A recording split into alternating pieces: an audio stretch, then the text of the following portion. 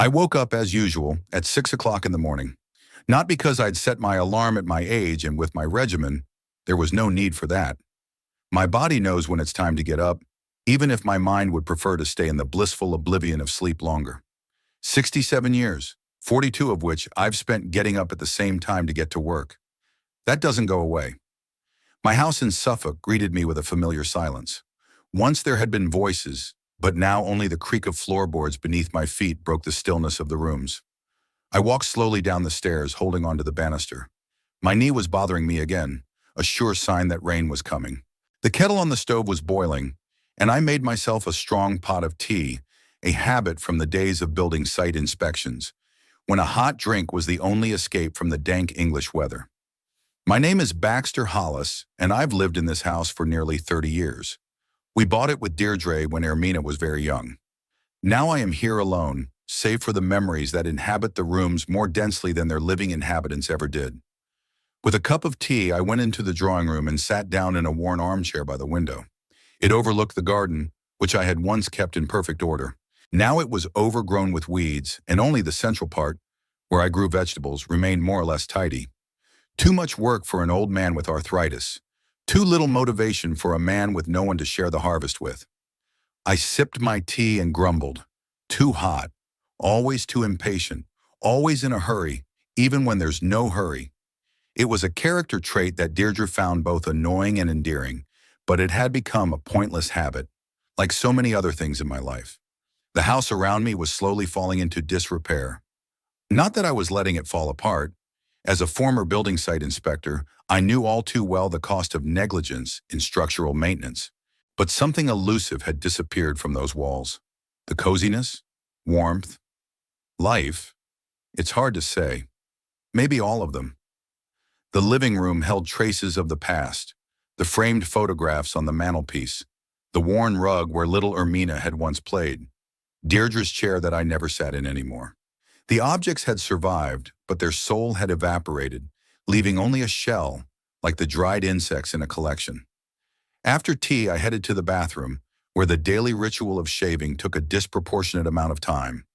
My hands were no longer as hard as they used to be, and I was still using a dangerous razor, refusing to switch to modern gadgets. Looking in the mirror, I could see how time had mercilessly transformed my once attractive face. Deep wrinkles cut across my forehead and surrounded my eyes, my cheeks sunken, my hair almost completely grayed and thinning. Only the eyes remained the same, gray-blue and piercing, always noticing flaws and imperfections. It was those eyes that made the workers on the construction sites nervous when I inspected them. I was known for my uncompromising nature and attention to detail. Hollis won't miss even a crooked nail, they used to say about me. Some thought I was a nag, but I always knew I was just doing my job right. Building safety doesn't tolerate shoddy work, and I never signed documents if I saw even the slightest deviation from standards. Unfortunately, that same exacting nature has carried over into my personal life as well. I always expected perfection from those around me, especially those close to me. Deirdre had learned to live with it, though sometimes I noticed the weariness in her eyes when I pointed out some small thing. But Ermina, things were different with her. After breakfast, with buttered toast and orange jam, I headed for the garden. Despite the pain in my knee, gardening was the only thing that gave me satisfaction. The earth doesn't argue, it doesn't take offense, it just responds to care if you do it right. I knelt down in front of a bed of carrots and began methodically pulling weeds, enjoying the simplicity of the task. That's where Gwyneth Pauls, my neighbor, caught me. I heard the gate creak and turned around to see her figure on the path leading to the house. "Good morning, Baxter." Her voice, despite her age, she was in her early 60s, retained a youthful note. "It's a beautiful day, isn't it?" I straightened, suppressing a grimace of pain. "Good morning, Gwyneth. Yes, the weather's not bad. Goodbye." "You can always find something to complain about," she smiled, showing me she wasn't offended. "I made a blueberry pie, and I thought you might like a piece." Gwyneth handed me a plate covered with a kitchen towel. The smell of fresh baked goods immediately brought back memories of Deirdre's weekend cooking. "Thank you." I accepted the offering, trying not to look too grateful. I shouldn't have bothered. "No worries," she said. "I was baking for the grandkids anyway. They were coming today." Gwyneth was the only person in the neighborhood I had any kind of relationship with. A widow like me, She'd moved in next door about 5 years ago. At first I tried to keep aloof, but her good-natured insistence and regular offerings of baked goods gradually broke through my defenses. Not that we became friends, rather we established a kind of neighborly truce. "How are your tomatoes?" she asked, nodding toward the greenhouse. "Growing," I replied laconically. "If the weather does not go bad, this year will be a good harvest." "You always say that, and then you bring me a basket I don't know what to do with," she laughed. I shrugged. It was true, I usually had too much for one person, and I gave most of it to Gwyneth or other neighbors. "Did you hear the forecast? They're predicting thunderstorms by tonight." "My knee told me before the weatherman did," I chuckled. Gwyneth stayed a few minutes longer, telling me local news I wasn't interested in, but I politely pretended to listen. Finally, she remembered some pressing business and left, leaving me alone with the pie and my thoughts. I took the pie into the kitchen and went back to weeding. Working in the garden always helped me to organize my thoughts. Today they kept coming back to Ermina for some reason. "How long has it been since we last spoke? 2 months? 3? Time flows differently alone. Days merge into weeks, weeks into months." Our relationship had deteriorated long before Deirdre died. It started when Ermina brought that Orson of hers into the house. I knew at first sight that he wasn't the man to make my daughter happy. Too soft, too indecisive, no clear plans for the future. I stated my opinion bluntly, perhaps too bluntly. Ermina called me a snob and declared that she would marry him with or without my blessing. Of course, I attended the wedding, sat in the front row with a stone face while Deirdre cried with happiness. Gave them a check for an impressive sum. Money is always more practical than sentimental trinkets, but the relationship had already developed a fissure that only widened with time. When Tobin was born, I thought a grandson would bring us closer together, and for a while it did. Ermina brought him to us, and I found, to my surprise, that I enjoyed spending time with the little man. Unlike adults, children are sincere and hold no grudges. Tobin looked at me with an admiration I had never seen in Ermina's eyes even when she was a child. But then the inevitable happened. Orson left, just packed up and disappeared, leaving Ermina with a 3-year-old child in her arms. I wasn't surprised. People like that always leave when the going gets tough. The problem was that I couldn't help myself and reminded my daughter of my warnings. That was the day she came to our house crying and lost, looking for comfort and support. What she got instead was a cold, "I told you so." Deirdre was furious. That night she and I had one of the most serious conversations we'd ever had in the history of our marriage. She accused me of being callous and lacking empathy. She said I was so fixated on being right that I was willing to sacrifice my relationship with my only daughter. Maybe she was right, but to admit that would be to admit I was wrong, and that's not in my nature. After that, Ermina came less often. Tobin brought her, but she kept her contact with me to a minimum. When Deirdre fell ill, her daughter helped with her care, but there was a gulf between us that seemed impossible to bridge. After Deirdre died 3 years ago, contact became even less frequent. Calls on birthdays and Christmas, occasional short visits, during which Ermina would find an excuse to go away on business, leaving Tobin with me for a couple of hours. I treasured these moments with my grandson, but realized they happened in spite of, not because of, my relationship with my daughter. The ringing of the phone snapped me out of my reverie. I reluctantly rose from my knees, shook the earth off my hands, and headed into the house. The phone was ringing, demanding attention. Who could it be? Gwyneth usually just dropped by if she needed anything. Calls from former coworkers were rare. "Hollis here," I said into the phone in my official voice. "Hi, Dad." Hermione's voice sounded unnaturally cheerful. "How are you?" I felt my shoulders tense. Ermina never called just to chat. "I'm fine. And you? Tobin?" "I'm fine, thanks. Listen, I know it's sudden, but, Sunday's Father's Day, and Tobin and I thought we could come over, spend the weekend together." I was stunned. Father's Day? I couldn't even remember the last time we celebrated that holiday. "Sunday is the day after tomorrow," I said slowly, trying to comprehend the sentence. "Yes, I realize there's little warning. If you have other plans—" "No," I hastily interrupted her. "No plans, it's just unexpected. Tobin really wants to see you, she said in a warmer tone. He's even prepared a gift. Something about this sudden initiative alarmed me. Ermina was not prone to spontaneous decisions, especially when it came to me. Of course, come, I said, trying to sound more cordial. When can I expect you? I think we can be at your place by lunchtime tomorrow. We'll spend the night, spend Father's Day together, and then leave Monday morning. Tobin to school, me to work. Okay, I nodded, though she couldn't see it. The guest room is ready. I mean, it'll need to be aired out and the linens changed, but don't worry, we'll manage, she said quickly. See you tomorrow then? See you tomorrow. I hung up the phone and stood in the middle of the hallway, trying to sort out my feelings. Excitement about seeing my grandson? Absolutely. Anxiety about Ermina's sudden decision? Definitely. And something else I couldn't or wouldn't identify. A premonition? Anxiety? Shaking my head, I pushed those thoughts away. We need to get the house ready for the guests. Regardless of my relationship with Ermina, I couldn't afford to host my grandson in a dilapidated home. My paternal status may have been in question, but my reputation as a man who kept his house in order was unshakable. I headed to the guest room and opened the window, letting in fresh air.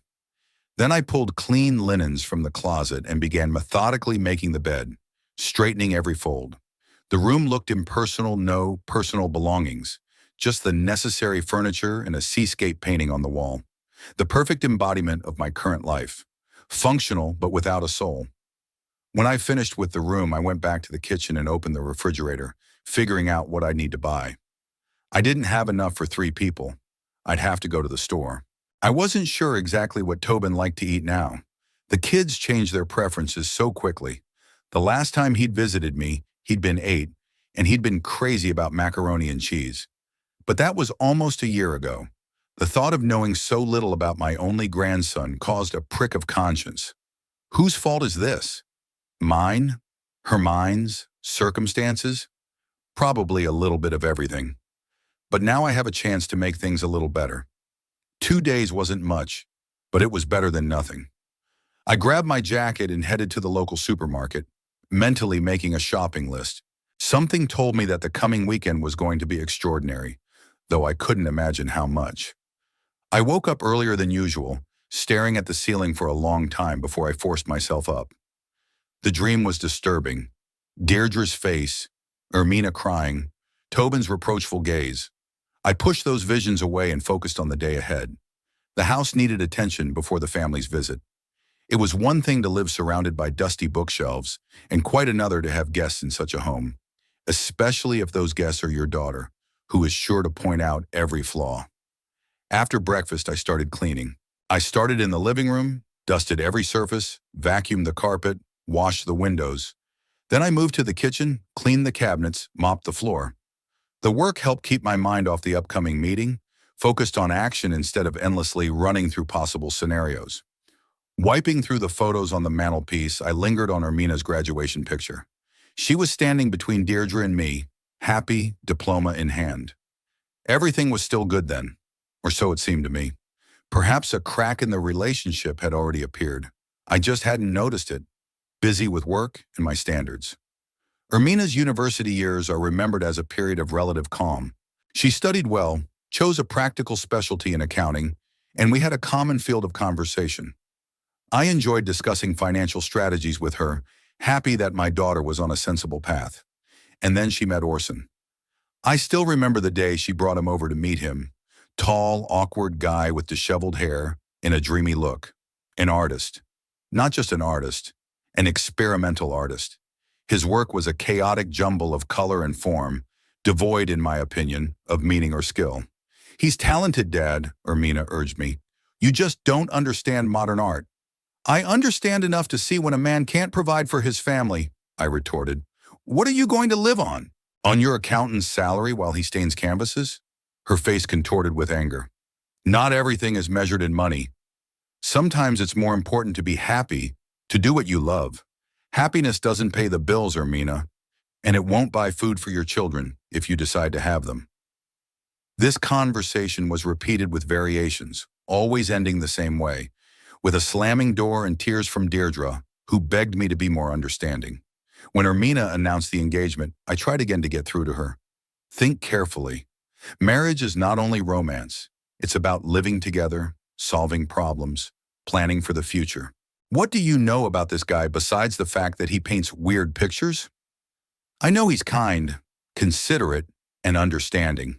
She cut him off. Unlike some people, the words hurt more than I'd expected. Wasn't I understanding? I'd always wanted the best for her, always tried to set her on a path that would provide stability and success. The wedding took place in spite of my disapproval. I attended, smiled for the photos, gave the proper toast. But inside gnawed a feeling of wrongness, a premonition of trouble. The first years of their marriage seemed to disprove my fears. They rented an apartment in Ipswich. Ermina worked in an accountancy firm. Orson got a job teaching drawing at school.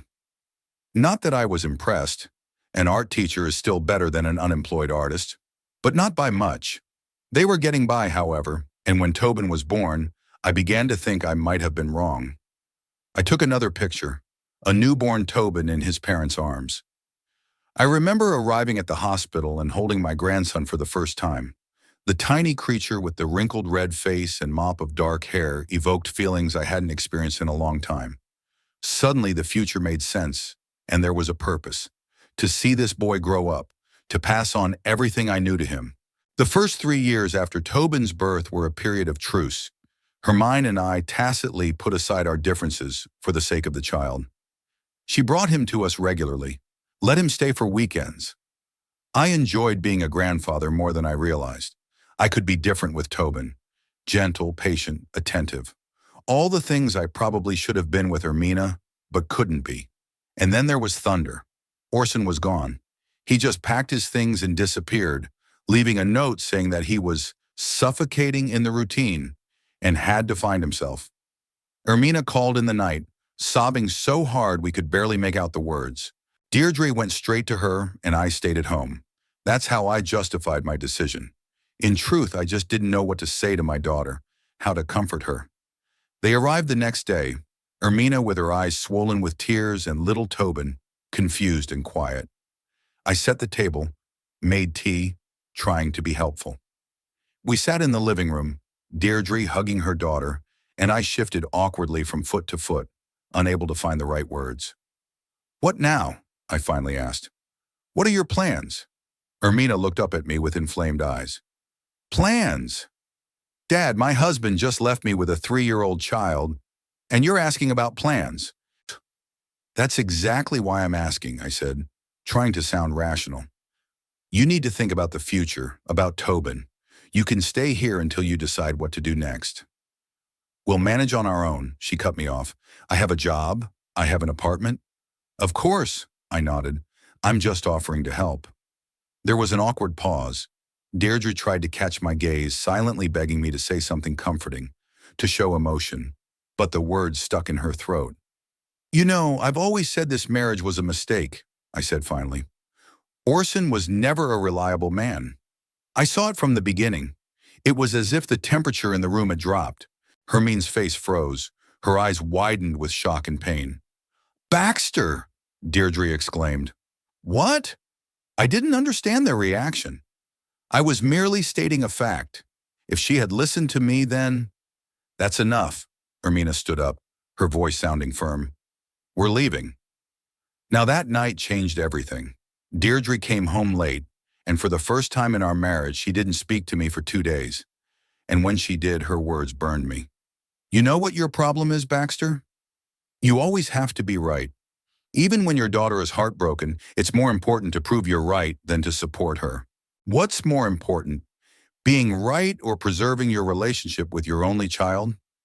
I put the picture back and looked at the clock. It was almost noon. Ermina had promised to be here for lunch, which meant somewhere between 12 and 2. I had a little time left to finish my preparations. I went to the kitchen and started cooking.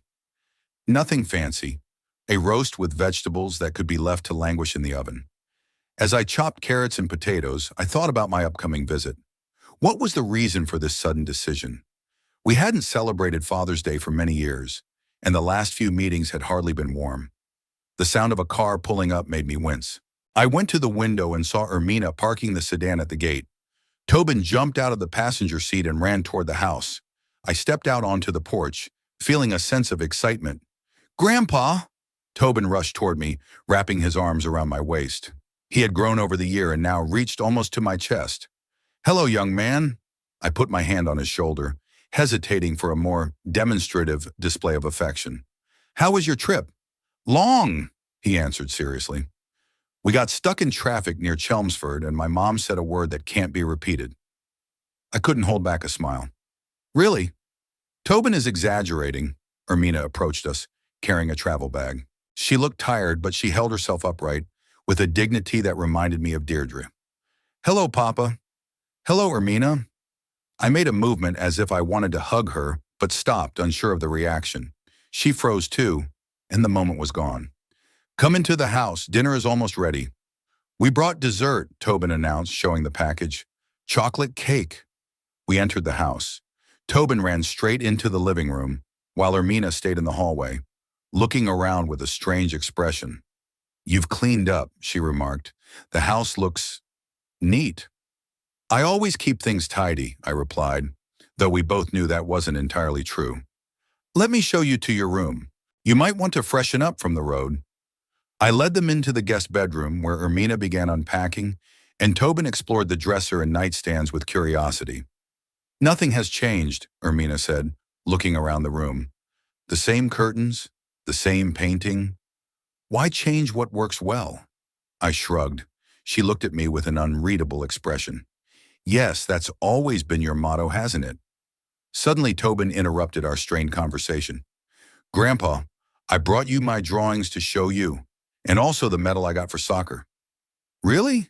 I turned to my grandson, feeling relieved to change the subject. I'd love to see them. They're in my backpack. Tobin ducked under the bed and pulled out a bright blue backpack. I'll find it. Ermina watched us with an unreadable expression. Something akin to sadness flashed in her eyes when she saw Tobin laying out the drawings on the bed, excitedly talking about each one. This is our house, this is my school, and this is you. He handed me a piece of paper with a picture of a skinny figure with a disproportionately large head and glasses. It's very similar, I said seriously, looking at the drawing. Tobin, let Grandpa unpack, Ermina intervened. We'll have time for drawings later. But I want to show him now, objected the boy. Grandpa's interested, isn't he? Of course. I looked at Ermina. I've already finished with the preparations anyway. She pressed her lips together, but nodded. Good. I'll go help in the kitchen then. Dinner's coming soon, isn't it? It'll be ready in half an hour, I answered. Ermina left the room, leaving Tobin and me alone. The boy immediately continued to show off his treasures, pulling from his backpack drawings, a medal, and some pebbles and shells he'd collected on the beach. And this is Mom. He showed another drawing where a female figure stood apart from two others. A small one, apparently Tobin himself, and a tall one with glasses, me. Why is she standing far away? I asked, noticing the distance between the figures. Tobin shrugged. I don't know. It just happened that way. Something about this childish drawing touched me more deeply than I had expected. It reflected the reality of our relationship more accurately than any words could. We were a family, formally connected but emotionally separated. Grandpa, did you know that Mom got you a special Father's Day present? Tobin asked suddenly, changing the subject. She mentioned something like that, I answered cautiously. But surprises are best not revealed in advance. I won't tell you what it is, the boy assured me. It's just... He hesitated, as if hesitating. Should you, Mom? I'm just glad we came to see you. I'm glad too, Tobin. I reached out and ruffled his hair. I'm glad. We continued looking at the drawings, and I noticed that many of them depicted me, the grandfather the boy saw only a few times a year. I seemed to occupy more space in his thoughts than I had realized. 20 minutes later, Ermina called us in for lunch. As we descended the stairs, I watched Tobin run ahead, full of energy and excitement. The contrast between his genuine joy at the visit and Ermina's tense restraint was stark. At dinner, the contrast became even more obvious. Tobin chattered away, talking about school, friends, soccer. I asked questions, trying to show interest in his life. Ermina was mostly silent, intervening only to gently correct her son when he exaggerated or jumped from topic to topic.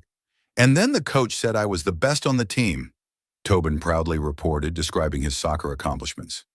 He said you were the most diligent, Ermina corrected him, which is just as important. But it's almost the same, objected the boy. Hard work is more important than talent, I pointed out. Talent without labor is worthless.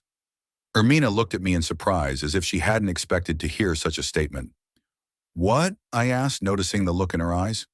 Nothing. She shook her head. I just didn't think you felt that way. Why? You always seemed more interested in results than effort, she said carefully. I wanted to object, but stopped myself. Was she right? Had I valued her effort as a child, or only her accomplishments? Perhaps that was where the root of our problems lay. Without noticing the tension, Tobin continued to tell me about his school, his friends, his teachers. His enthusiasm was infectious, and I found myself smiling as I listened to him. When our gazes crossed with Ermina's over the boy's head, something akin to sadness flashed in her eyes for a moment, or regret. But she quickly averted her gaze, returning to her plate. Grandfather, will you show me the garden this afternoon? Tobin asked. Is that big apple tree still growing there? Of course, I nodded. And not just apple trees. I have strawberries to pick. The boy's eyes lit up. Real strawberries? From the bush? The very real. I could not hold back a smile at his delight. And much tastier than the store strawberries. Mom, can I go with Grandpa to the garden this afternoon? Tobin turned to Ermina. Of course, she nodded. Just don't get your new t-shirt dirty. Lunch ended in a relatively calm atmosphere. While Ermina cleared the table, refusing my help, Tobin and I went out into the garden. Watching the boy excitedly explore the strawberry beds and run around the apple trees, I felt a strange peacefulness. Everything with him was simple and sincere, without the weight of past resentments and unresolved conflicts. Through the kitchen window, I could see Ermina watching us. Her face was thoughtful, tinged with sadness. What was going through her mind? What was she thinking, looking at her father and son, finding common ground despite their infrequent meetings? And why had she decided to come now after so many years of strained relations? Sunday morning was surprisingly clear. The sun was shining through the gaps in the curtains, painting golden trails on the floor. I woke up early as usual, but stayed awake, listening to the sounds of the house. It was unusual to hear footsteps on the second floor, muffled voices, the sound of water running in the bathroom. The house that for years had known only my solitude was once again, if only briefly, inhabited. It was about 7 when I decided to get up. I put on the old robe Deirdre had given me 15 years ago, shabby but still good, like most things in my house. As I walked down the stairs, I heard Tobin's voice in the kitchen. Is he awake yet? Unusual for a kid his age. As I entered the kitchen, I saw my grandson sitting at the table with colored pencils and paper. He was so engrossed in his work that he didn't notice me right away. Good morning, I said, and the boy flinched in surprise. Grandfather! He quickly turned the paper over. You weren't supposed to see that. I'm sorry. I held up my hands in a conciliatory gesture. I won't look. What are you doing up so early? Nothing. He was clearly trying to look innocent, which only made me more suspicious. Just drawing. At 7 in the morning? On a Sunday? Mom said it's a special day, he shrugged. Father's Day. She woke me up early so I'd have time to... He stammered, apparently realizing he was giving away a secret. In time for what? I couldn't help smiling at the serious look on his face. Nothing. Tobin hastily gathered his pencils. I'm going upstairs. It's a surprise, Grandpa. He ran out of the kitchen, clutching his art supplies to his chest. I shook my head, amazed at his enthusiasm. Father's Day. When Ermina was a child, this holiday usually passed unnoticed. Maybe a card bought by Deirdre, signed by her daughter. Sometimes a tie or socks. Practical gifts that I appreciated more than sentimental trinkets. But never had there been such enthusiasm, such secrecy. I put the kettle on and began to prepare breakfast. Nothing special. Eggs, bacon, toast. But for the first time in a long time, I wasn't just cooking for myself. It was a strange feeling, both pleasant and unsettling at the same time. It was nice to know that the house was full again, even if only for a little while. It was unsettling because of the uncertainty of my relationship with Ermina, because of the unclear purpose of this visit. Ermina came downstairs when I was already setting out the plates. She looked put together, with her hair impeccably styled and in a neat blouse, as if she were going to a business meeting, not a family breakfast. The only thing that gave away her tension was her slightly compressed lips and her hands clasped behind her back. "Sunum, good morning," she said, stopping in the kitchen doorway. "Was Tobin here yet?" "Yes, but he ran off on some mysterious mission," I answered, pouring the tea. "Something to do with Father's Day, I think." She nodded, not commenting. "I made breakfast," I pointed to the table. "Nothing special, but—" "Thank you." She sat down at the table, cautiously, as if expecting a catch. "It looks good." We sat in awkward silence until Tobin appeared, clutching something hidden behind his back. "Happy Father's Day, Grandpa," he exclaimed, holding out a homemade card to me. "I drew it myself." The card was made of a piece of paper folded in half. I was standing next to Tobin, judging by my glasses and gray hair. We were holding hands and a huge, smiling sun shone above us. Inside, in uneven, childish handwriting was written, "To the best grandpa in the world. Love you, Tobin." I felt something tighten in my chest. When was the last time I had received something so sincere? When was the last time someone told me they loved me? "Thank you, Tobin," I said, trying to make my voice sound normal. "It's a very, very nice card." "Do you really like it?" His eyes shone with pride. "I've been drawing the sun for a long time." I put it carefully on the table. "I'll put it on the mantelpiece so I can see it every day." Ermina watched us with an unreadable expression. Something flashed in her eyes. Regret? Sadness? Determination? She quickly looked away when she noticed I was looking at her. "Sit down to breakfast, Tobin," she said. "The eggs will get cold." Breakfast took place in a strange atmosphere. Tobin chatted as usual, talking about yesterday's adventures in the garden, about the giant beetle he had found under the apple tree, about his plans to build a pillow fort in the living room. Ermina kept the conversation short, smiling at her son, but her smile didn't reach his eyes. She was polite to me, passing the salt, thanking me for the tea, asking if I should bring more toast. But there was tension in her every movement, in every word. "Are we going to the park today, Grandfather?" Tobin asked, pushing the empty plate away. I looked at Ermina, not sure if that was part of their plans. "We have other plans for today, honey," she said softly. "Remember we said today was a special day?" "Father's Day," announced the boy proudly. "And we have a present." "Quite right." Ermina got up from the table.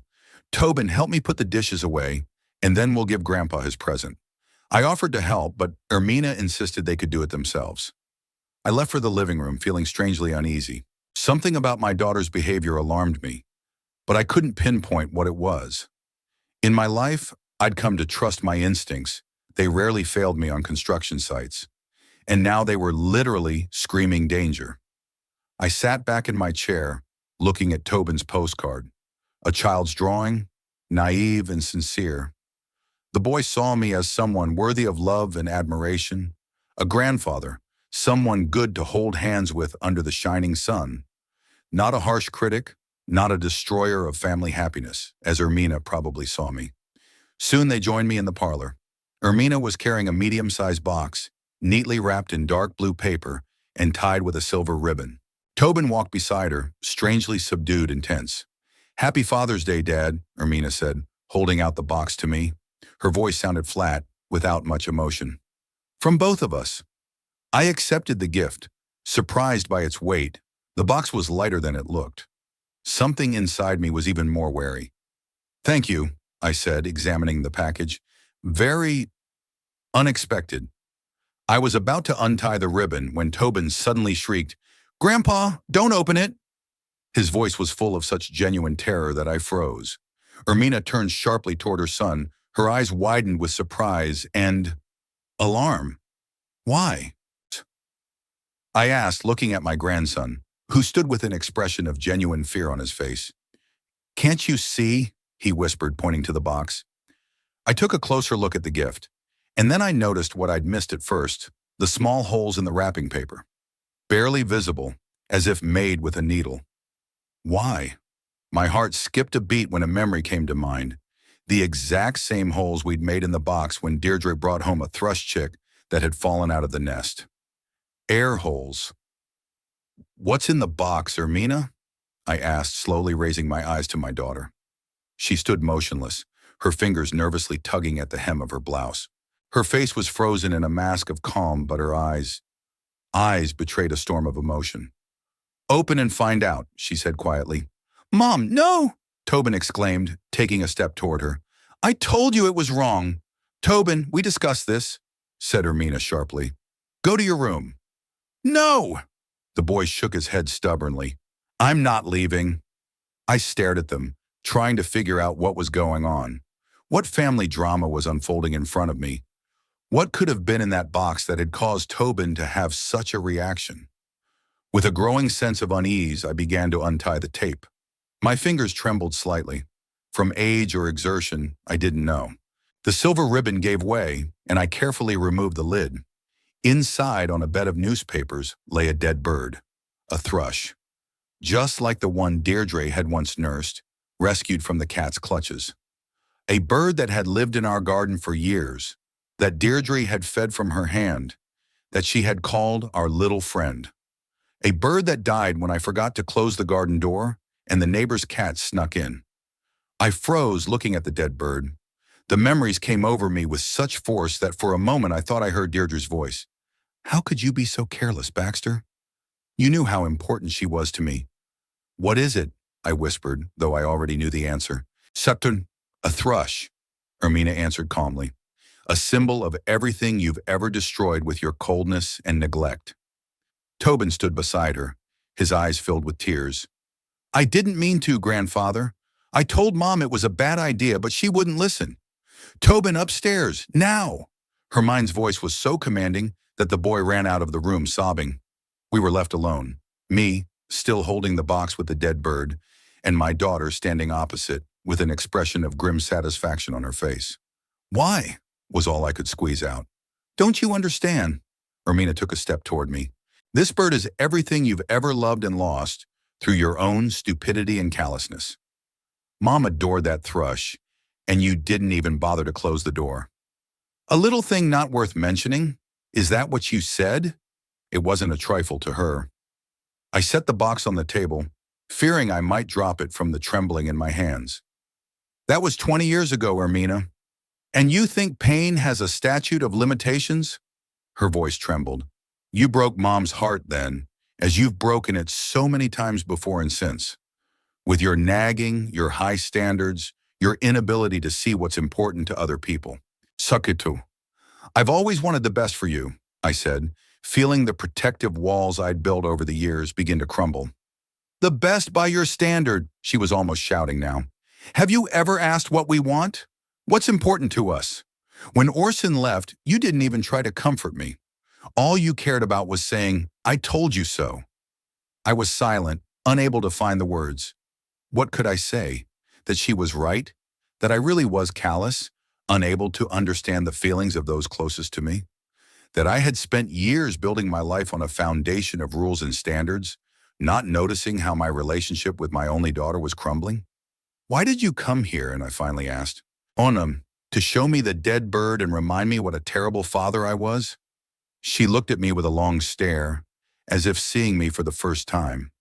I came to end it, she said quietly, to put a stop to it, to make you realize that your actions have consequences, that you can't just shut yourself off from the world with your rules and standards, to make you feel some of the pain you've caused me. And Tobin, is he part of this plan? Something twitched in her eyes, the first sign of doubt I saw. No, she shook her head.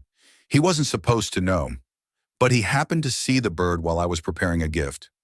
I tried to explain it to him, but he's too young to understand. Sinum, or wise enough to see that it's wrong, I said quietly. We stood looking at each other across the chasm of years of hurt and misunderstanding. The box with the dead bird lay between us, a cruel symbol of everything that had gone wrong in our relationship. I felt something inside me shift. Shock and confusion were replaced by a growing anger. A dead bird in a gift box, on Father's Day, from my own daughter.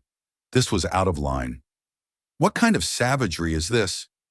My voice was quiet, but it had a distinctly icy quality to it.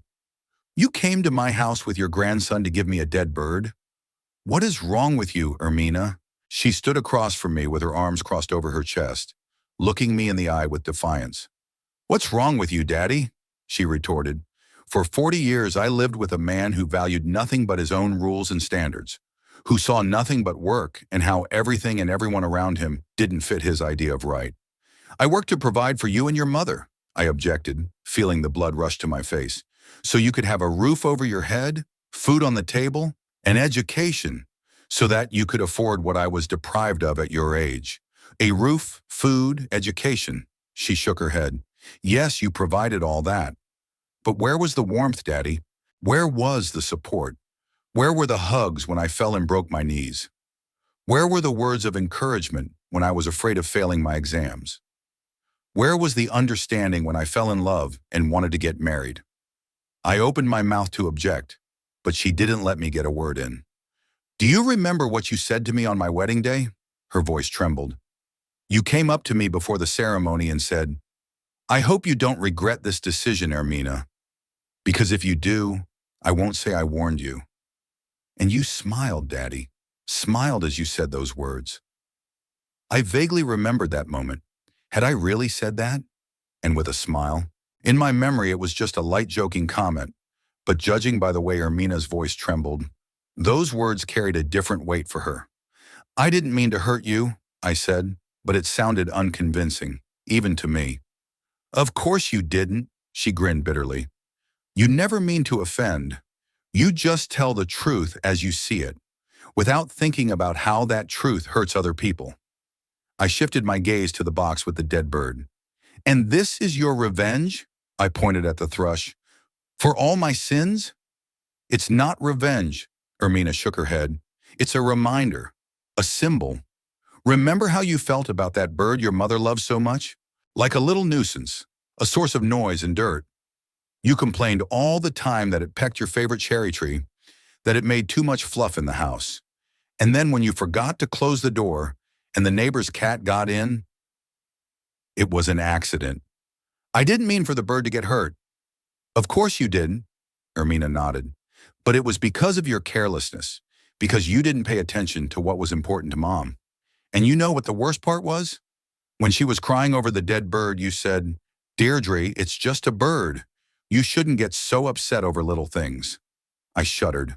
I remembered those words clearly.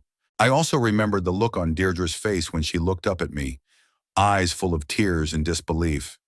At the time, I'd written off her reaction as the over-emotionalism typical of women.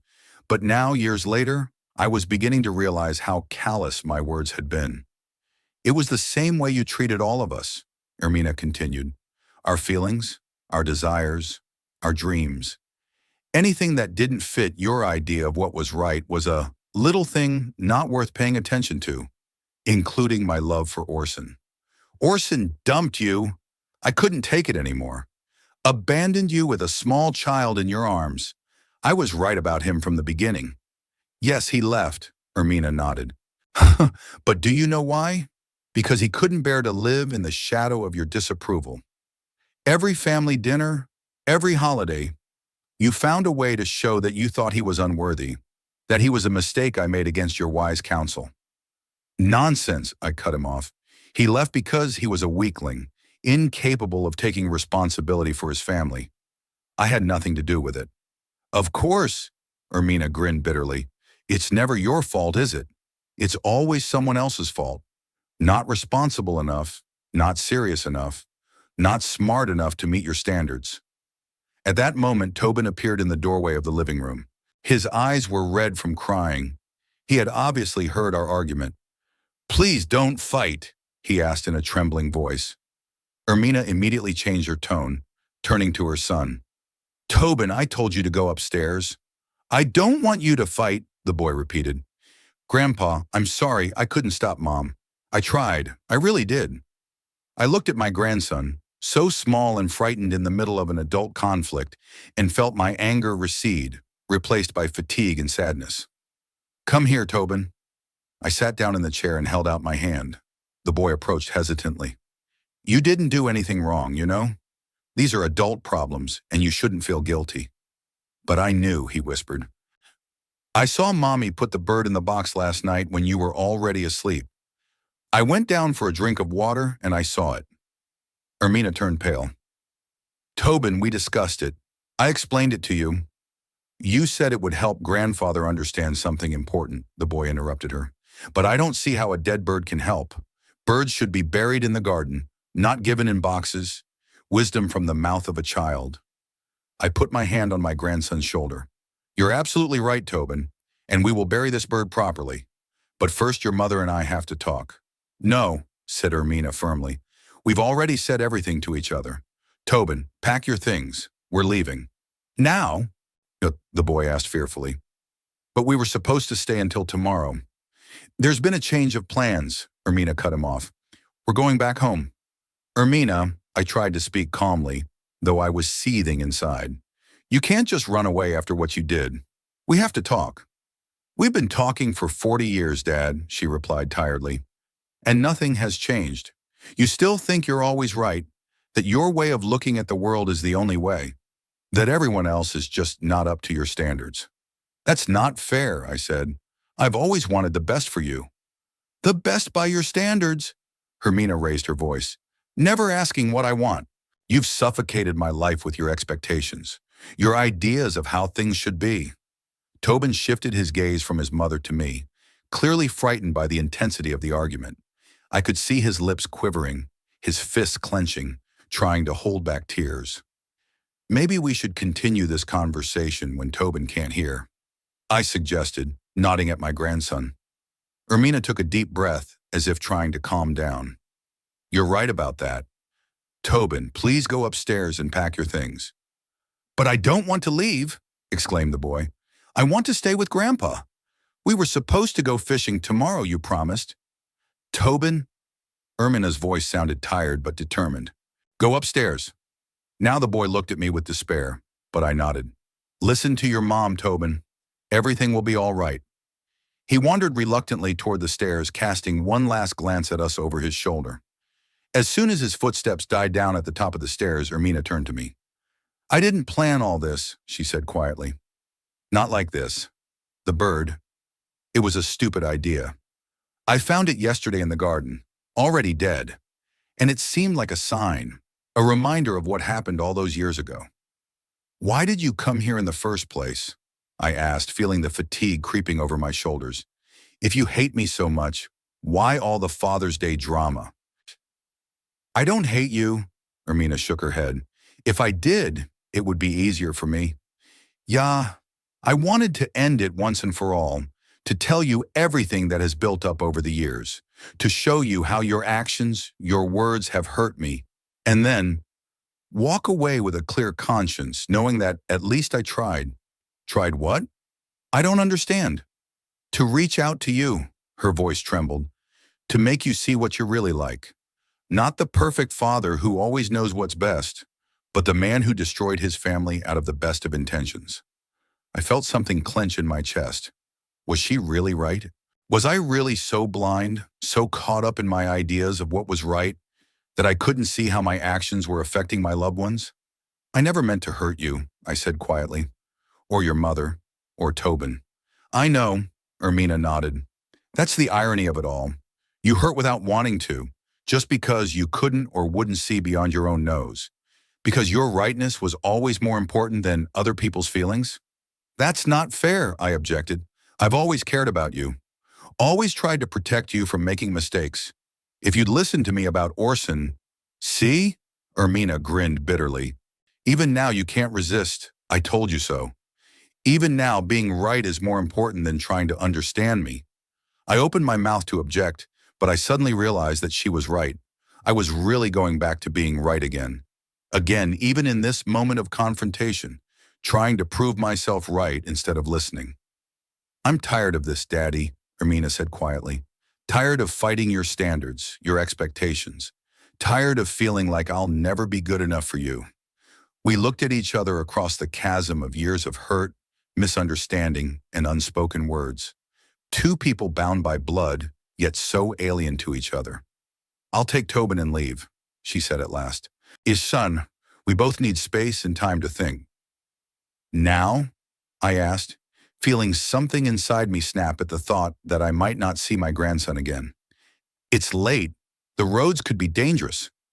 We'll manage. Ermina cut Ermina off. I can't stay here after all this. What about Tobin? I asked. He doesn't want to leave. He's a child, Ermina said firmly. He doesn't understand all this. And I don't want him to come between us, like I once came between you and Mom. I wanted to object, to say that she was wrong, that the situations were completely different. But part of me understood her concerns. I didn't want Tobin to get hurt because of our differences. Okay, I finally said. If you think it's for the best. Hermina nodded and headed for the stairs. An hour later, they were ready to leave. Tobin looked distressed. His eyes were still red from crying. He clutched his backpack tightly in his hands, as if it were the last bastion of stability in a world that had suddenly turned upside down. We're ready, Ermina said. Tobin, say goodbye to your grandfather. The boy looked at me with such sadness that my heart sank. Goodbye, Grandpa. I'm sorry about the bird. You have nothing to apologize for. I got down on one knee, despite the pain, to be at his eye level. It wasn't your fault. I'll call you when we get home, Hermina said as she opened the door. Tobin, let's go. They walked out into the beginning rain, quickly running to the car. I stood in the doorway, watching Ermina help Tobin into the car, buckle him in, get behind the wheel. The engine started, the headlights illuminated the wet driveway, and the car started. The last thing I saw was Tobin's face pressed against the back window, his small palm waving goodbye. I closed the door and walked back into the empty living room. The house had fallen into silence again, but now that silence seemed deafening, unbearable. The box with the dead bird still stood on the table, a silent reminder of how I had failed my family. The house had never seemed so empty to me as it did that evening. I wandered slowly from room to room, unable to find my place. The silence pressed on my ears, reminding me of the sound of Tobin's childish laughter, the creaking of the floorboards beneath Ermina's light footsteps. The box with the dead bird still stood on the coffee table like a silent accusation. I couldn't bring myself to touch it. The bird that had once been a symbol of a broken relationship with Deirdre was now a symbol of a final break with her daughter. There were traces of their presence in the kitchen, Tobin's baby mug of unfinished cocoa, the napkin with the drawing he'd sketched at breakfast. I sank into a chair and stared into space, trying to realize what had happened. How had a day that was supposed to be a celebration turned into a disaster? The clock on the wall showed 8 p.m., but it seemed like it had been forever since they'd left. I didn't feel hungry, even though I hadn't eaten anything since lunch. My thoughts swirled around Ermina's words, her accusations, her pain that burst through years of restrained emotion. You've suffocated my life with your expectations, your ideas of how things should be. Was it really true? Had I, in wanting the best for my daughter, really taken away her freedom of choice, her right to make her own mistakes and decisions? I stood up and poured myself a whiskey, a rare pleasure that I usually allowed only on special occasions. Tonight was such an occasion. The amber liquid burned my throat, but it didn't bring relief. Images from the past came to mind. Ermina, a little girl, showing me a drawing, and me telling her that the tree couldn't be purple. Her face dims. She takes the drawing away and never shows me her creations again. Here she is, a teenager, talking about wanting to be an artist, and I explain why it's an impractical choice, why accounting or law will give her a stable future. She listens, nods, and enrolls in the economics department. Here she is, a grown woman, introducing Orson to me, and I don't hide my skepticism. I don't try to see what she sees. Every time I was sure I was acting in her best interest, that I was protecting her from disappointments, from bad decisions, from the difficulties I'd faced in life. But where was the warmth, Daddy? Where was the support? I finished my whiskey and looked at the picture on the mantelpiece. Deirdre with little Ermina in her arms, both smiling at the camera. I remembered that day. We were in the park. Deirdre was feeding the ducks, and I was grumbling that they were only polluting the pond. She paid no attention to my words, laughing with her daughter, throwing bread into the water, and cheering as the birds swam closer. Deirdre was always a counterbalance to my strictness. She knew how to find joy in the little things, to see beauty where I saw only imperfections. She was the warmth and light of our family while I provided stability and order. When she died, that balance was broken. All that was left were my standards, my rules, my coldness, and from what Ermina said, it wasn't enough. Not enough at all. I went upstairs to my bedroom, but I knew I wouldn't be able to sleep. Memories and thoughts swirled in my head, keeping me awake. I opened the closet and pulled out an old box of photos I hadn't put on the shelves. I sat down on the bed and started going through the pictures, immersing myself in the past. Here's a wedding picture of me and Deirdre, so young, so hopeful. I remember how nervous I was that day, how afraid something would go wrong. Deirdre, on the other hand, was glowing with happiness, oblivious to the little problems that did arise, of course. Here's Ermina in the hospital, newborn, tiny, with a red wrinkled face. I remember my fear when the nurse first let me hold that little bundle. I remember being afraid of doing something wrong, of hurting her with my awkwardness. Maybe that fear, the fear of hurting, of making a mistake, was what defined my paternity. I kept going through the photos, and with each snapshot it became clearer and clearer. I was always standing a little off to the side, even in family photos. Always a little aloof, always with a serious expression on my face, while Deirdre and Ermina were smiling, hugging, glowing with joy. I couldn't remember the last time I hugged my daughter, maybe at her graduation or at her wedding. These moments, which should have been filled with warmth and closeness, were blurred in my memory, overlapped with memories of worrying about organizational details, about expenses, about the practicalities. The hands of the clock were showing well past midnight when I heard a light knock on the bedroom door. It was so quiet, I thought at first it was just me. But then it came again, a little louder. "Who's there?" I asked, putting the pictures aside. The door opened and a small figure in pajamas slipped through. "Tobin?" I couldn't believe my eyes. "What are you doing here?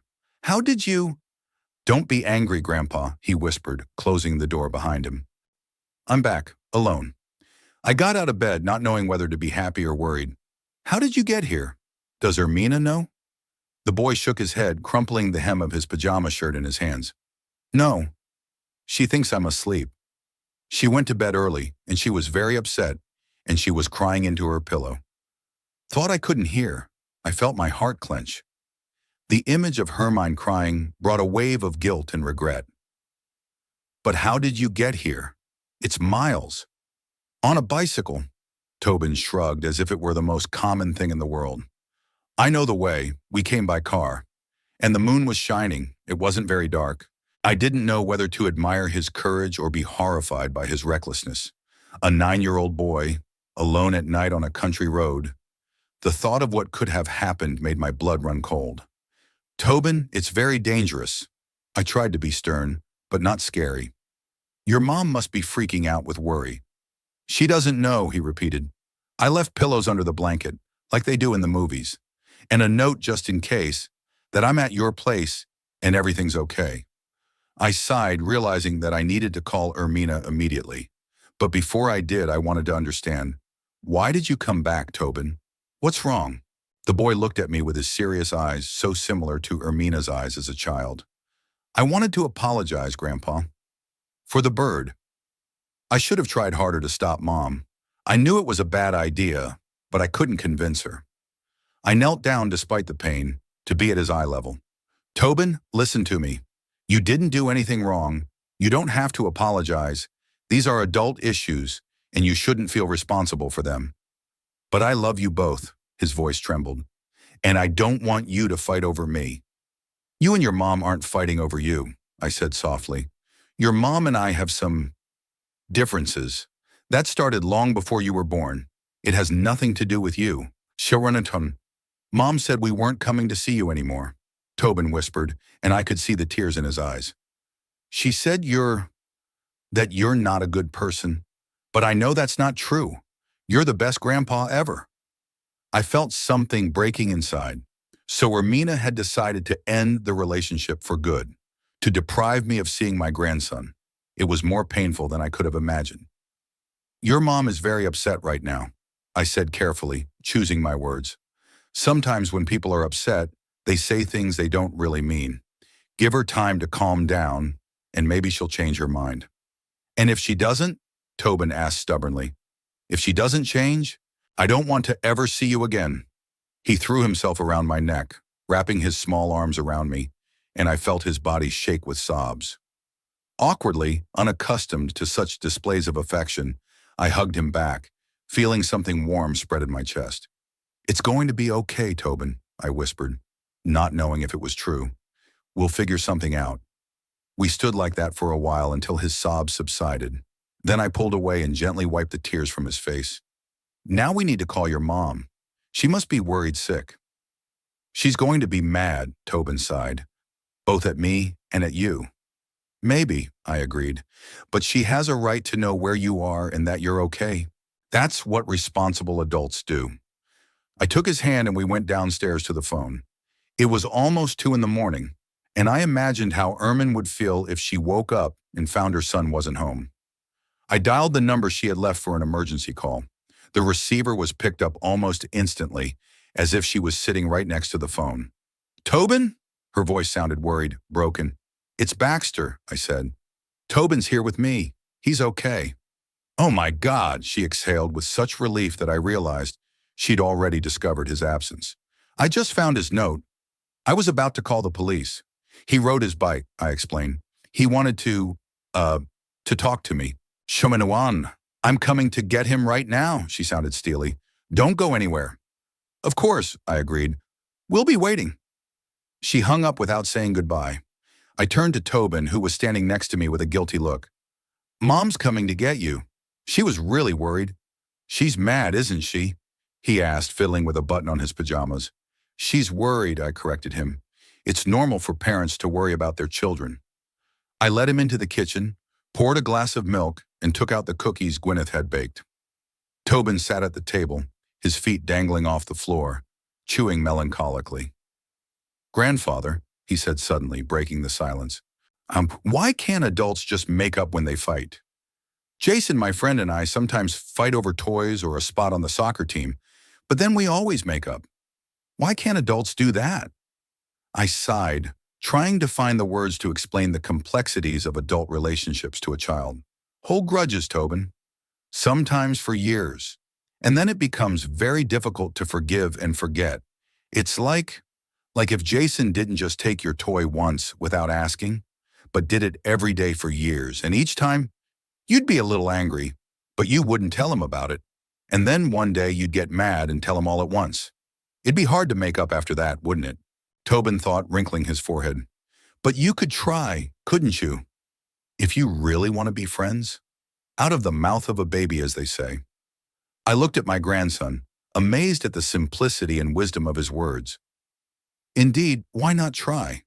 If the relationship with my daughter is really important to me, why can't I take the first step? Admit my mistakes, apologize, try to understand her point of view? Because I've never been able to do that, the inner voice replied. Because admitting a mistake for me has always been tantamount to admitting defeat. Because I've spent my whole life building my identity on the certainty that I'm right.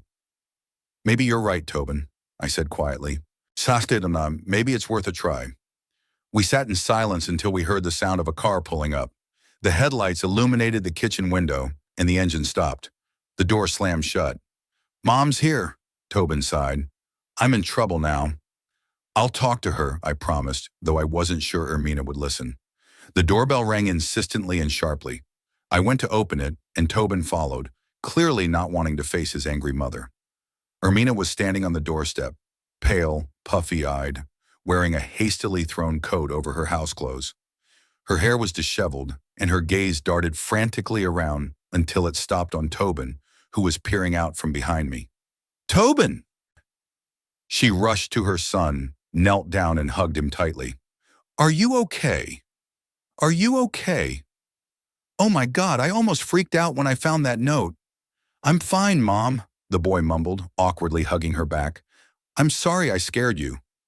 Ermina pulled away from him, holding him by the shoulders, and now there was anger in her gaze. How could you do that? Go out at night, alone, on a bicycle. Do you have any idea what could have happened? Cars, people on the road. I knew the road, Tobin replied stubbornly, and I had to talk to Grandpa. It was important. Irmina shifted her gaze to me, and I saw the accusation in it. You put him up to it? Called him when I wasn't around? Of course not. I shook my head, trying to speak calmly. I was as surprised as you were when he showed up on my doorstep. I called you as soon as I found out what was going on. She studied my face, as if trying to find signs of lying, then turned back to her son. Pack up, we're going home. And believe me, young man, we're going to have a very serious conversation about your behavior. Mom, please, Tobin grabbed her hand. Don't be mad at Grandpa. It wasn't his fault. I wanted to apologize for the bird and say I don't want you two to see each other again. I love you both. I saw Ermina's face soften. Something like regret flashed in her eyes. She stroked her son's head. Tobin, adult relationships can be very complicated sometimes. You shouldn't feel responsible for what's going on between me and Grandpa. But I don't want us not to visit him anymore, the boy said stubbornly. You promised we'd go fishing this summer, and we'll come to Grandpa's birthday party too. Ermina sighed, giving me a quick glance. We'll talk about that later, okay? Right now we have to go home. It's really late, and you have school tomorrow. I'll load his bike in the trunk, I offered, trying to be helpful. Thank you, Ermina nodded, and it was the first time all evening that she had addressed me without obvious hostility. While I pulled Tobin's bike out of the bushes where he'd hidden it and loaded it into the trunk of her car, Ermina helped her son put on his jacket and shoes. I could hear their muffled conversation but couldn't make out the words. When they got out, Tobin ran up to me and gave me a big hug. Bye, Grandpa. I'll miss you. Me too, baby. I awkwardly stroked his head. Be a good boy and obey your mommy, okay? He nodded and reluctantly let go of me, heading towards the car. Ermina stood nearby, watching us with an unreadable expression on her face. Ermina, I began, not knowing exactly what I wanted to say. Yeah? Not now, Daddy, she shook her head. I'm too tired and upset. We both need time to think. I understand, I nodded. But please don't stop me from seeing Tobin. It's not his fault. She looked at me for a long moment, then sighed. I will not use my own son as a weapon in our disagreement with you. It would be unfair to him. But I need time to think things through, to decide how we're going to move forward. Thank you, I said sincerely. That's all I ask. She nodded and walked to the car. Tobin was already in the back seat, face pressed against the window, looking at me with a longing that made my heart clench. I waved at him, and he waved back, smiling weakly. Ermina got behind the wheel, started the engine, and slowly pulled away. I stood in the driveway, staring at the receding taillights until they disappeared around the corner. Only then did I return to the house, which seemed empty and cold again. But something had changed. After talking to Tobin, after his simple and wise words of forgiveness, after his obvious love for me despite all my faults, I felt something new stirring inside, something akin to hope. I went upstairs to the bedroom, where the scattered photos still lay scattered about. I gathered them up and put them neatly back in the box. All but one, a snapshot of the three of us. Me, Deirdre, and little Ermina on a picnic. We're all smiling, even me, usually reserved in photographs. It was one of those rare moments when I allowed myself to just enjoy life without thinking about rules and standards. I placed the photo on my bedside table and lay down, knowing sleep would not come. Too many thoughts swirled in my head, too many emotions bubbling in my soul. But for the first time in a long time, those thoughts were not exclusively bitter. In the midst of them flickered a spark of hope, the hope that perhaps all was not yet lost, that perhaps, with the wisdom and simplicity of a child, Tobin had shown me a path to reconciliation that I myself had been unable to find in all these years. I closed my eyes, remembering my grandson's embrace, his tears, his words of forgiveness, and I swore to myself that I would do everything I could to right my wrongs, even if it meant stepping over my own pride, admitting I was wrong, learning to listen to and understand other people's feelings, even if it was the hardest task of my life, because Tobin was worth the effort, because maybe my relationship with Hermine was still salvageable too, Because I was finally beginning to realize that I had been wrong all these years to put my own righteousness ahead of the feelings of the people closest to me. The morning found me still awake, with eyes red from sleeplessness, but with a strange sense of determination in my heart. Determination to change, to try to be a better person. Not for my own sake, but for Tobin's and Hermine's. For the possibility of not losing the last connections I had left in this world. The morning greeted me with gray light filtering in through the loose curtains. I don't remember when I fell asleep. I think it was just before morning, exhausted from thinking and remembering. My mouth was dry and my head was buzzing with sleep. The clock read 7:30, unacceptably late by my standards. But today's routine seemed pointless. The events of last night were replaying in my head like fragments of a nightmare. Tobin arriving secretly on his bicycle. Ermina appearing on the doorstep with a look of despair and anger on her face. Their departure into the darkness of the night. The thought that I might never see my grandson again echoed with a dull ache in my chest. I slowly got out of bed, feeling my joints protesting. Age was taking its toll, especially after a sleepless night. From the bathroom mirror, a haggard face with red eyes and deep wrinkles looked back at me. When had I gotten so old? When had time that seemed endless suddenly shrunk to these last years of loneliness? Going down to the kitchen, I automatically turned on the kettle. The familiar movements performed thousands of times required no conscious participation. Making the tea, cutting the bread, buttering the bread. Ordinary actions on an unusual morning. Tobin's mug still stood on the table with the dried remnants of the cocoa he'd drunk the night before. I didn't bother to put it away. A strange, sentimental desire to preserve traces of his being here, as if leaving things untouched would hold the illusion that he would return. I couldn't stop thinking about Ermina's words before we left. I need time to think things over, to decide how we're going to move forward. What did that mean? Was there any hope left for reconciliation, or was it just a way to gently end the conversation? The ringing of the phone snapped me out of my reverie. I hurried to the receiver, feeling a strange excitement. Could it have been Ermina? Did she want to continue our conversation after a night of reflection? "Hollis here," I said, trying to keep my voice normal. "Baxter, it's Gwyneth," came the familiar voice of the neighbor. "I saw your daughter's car come in last night.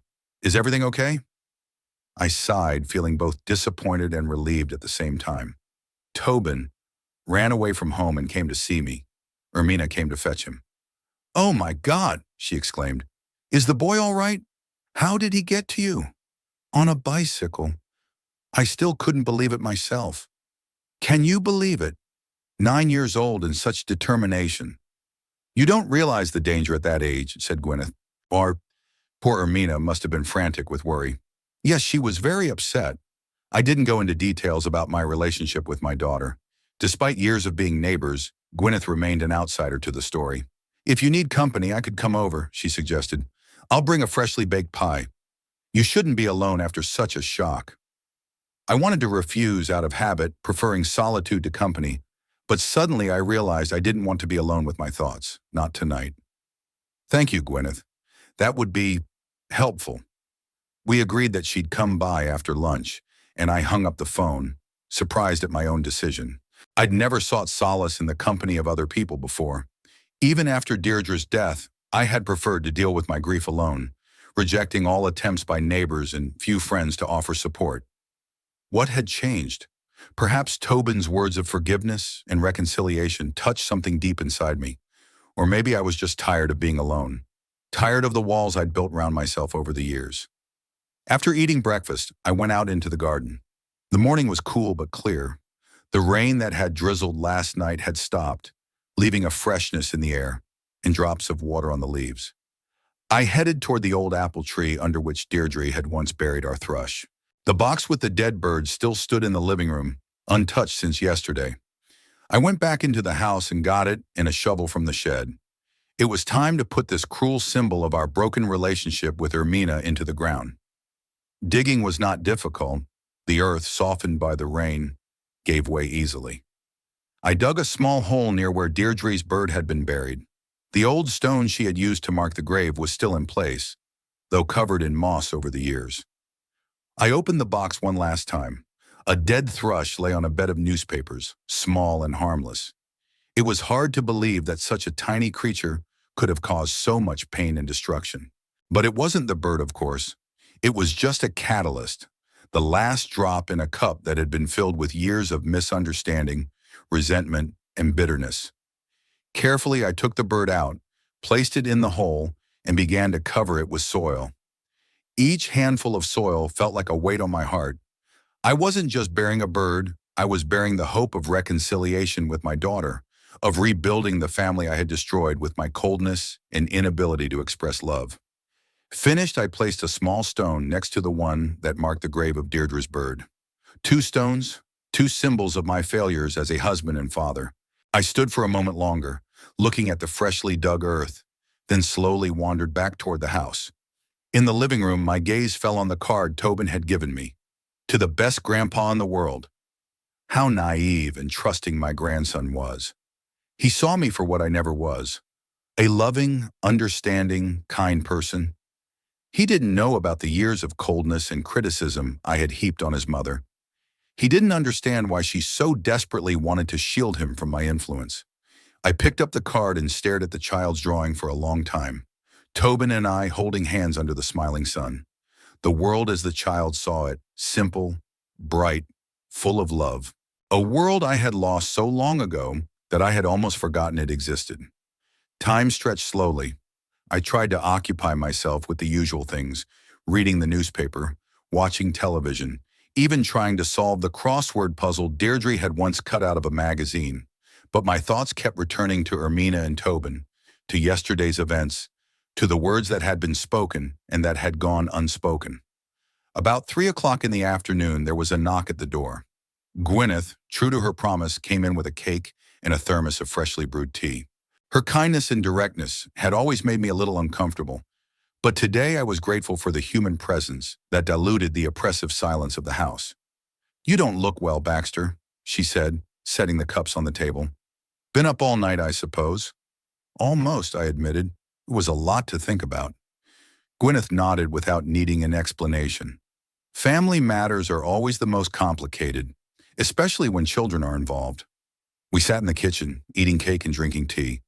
Gwyneth told me the local news without requiring me to take an active part in the conversation, for which I was grateful. Her presence was soothing, like soft music in the background, distracting me from my heavy thoughts. "You know," she said suddenly, interrupting a story about a news store in town, "when my husband died, I thought I'd never recover. The world seemed empty and meaningless. But then I realized that life goes on whether you want it to or not. And the only thing you can do is decide how you want to live your remaining time. In bitterness and loneliness, or trying to find small joys every day." I looked at her, surprised by this sudden turn in the conversation. "And you chose joy." "Not right away," she smiled. "It was a long journey. But yes, I chose joy in the end. And you know, Baxter, I've never regretted that choice." There was something in her words that made me think. A choice. It all came down to choice. I'd always considered myself a man of principles, a man who followed rules and standards. But what if it was also a choice?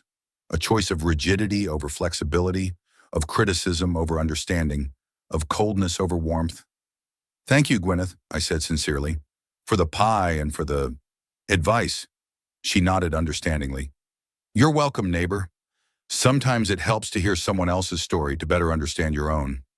After she left, I sat in the kitchen for a long time, thinking about choices and their consequences, about roads not traveled because of fear or pride, of opportunities missed because of an inability to see beyond my own nose. The evening came quietly. I went upstairs to the guest room where Ermina and Tobin were sleeping. The bed was neatly made. Ermina had always been as pedantic about such things as I was.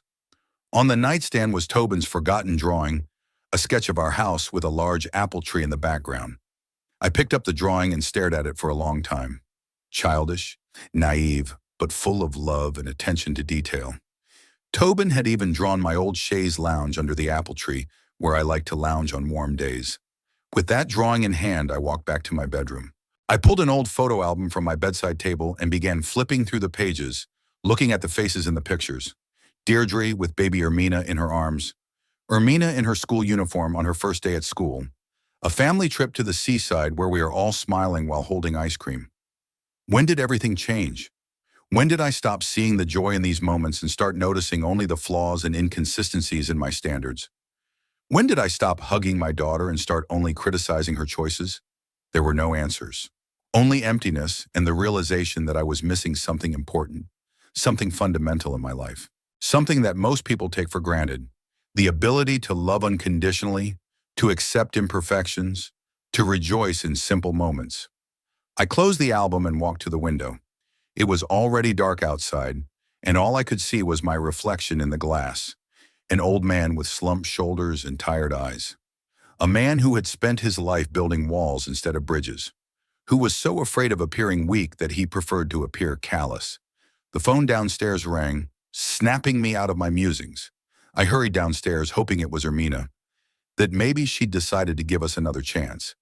"Hollis here," I said, trying not to let my voice betray my excitement. "Dad, it's me." Her mind's voice sounded tired but calm. "I thought I should call to talk about what happened." "Thank you," I said sincerely. "Yeah, I've been thinking about it too. About us. About everything." There was a pause. I could hear her breathing on the other end of the line.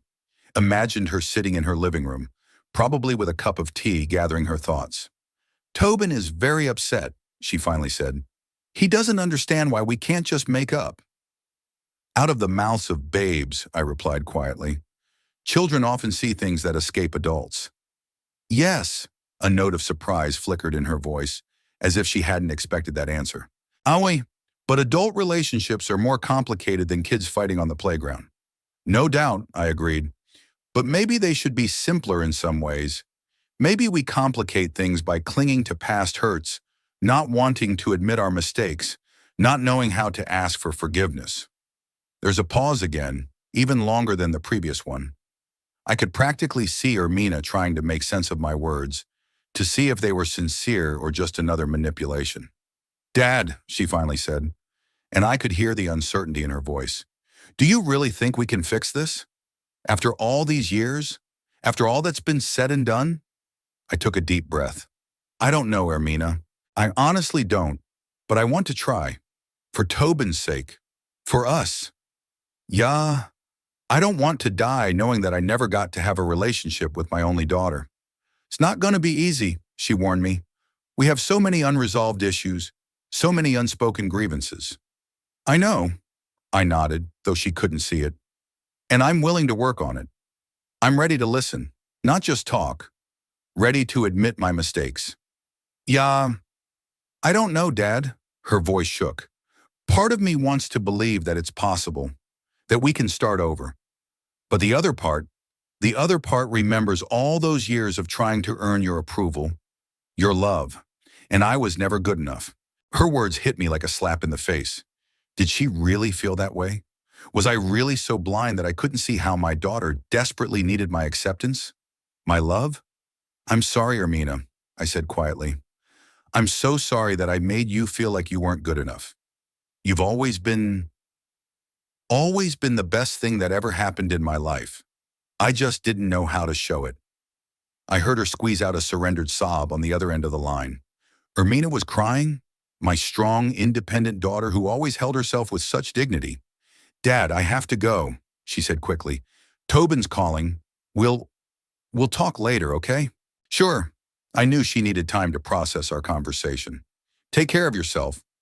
And Tobin. And you take care of yourself," she said before hanging up. I slowly put the phone down, feeling a strange mix of emotions. Hope and fear, relief and anxiety, joy and sadness, all intertwined in a tangle that was impossible to untangle. Was this the first step toward reconciliation? Or was it just a polite conversation after which everything would remain the same? Would we be able to overcome years of resentment and misunderstanding? Or was the gulf between us too wide? I didn't know the answers to these questions, but for the first time in a long time, I felt that maybe all was not lost. That maybe there was a chance to right at least some of the wrongs I'd done. I went back into the bedroom, took Tobin's drawing and framed it on the bedside table next to Deirdre's picture. The two most important women in my life, and the boy who would probably be the bridge that would connect the broken bonds of our family.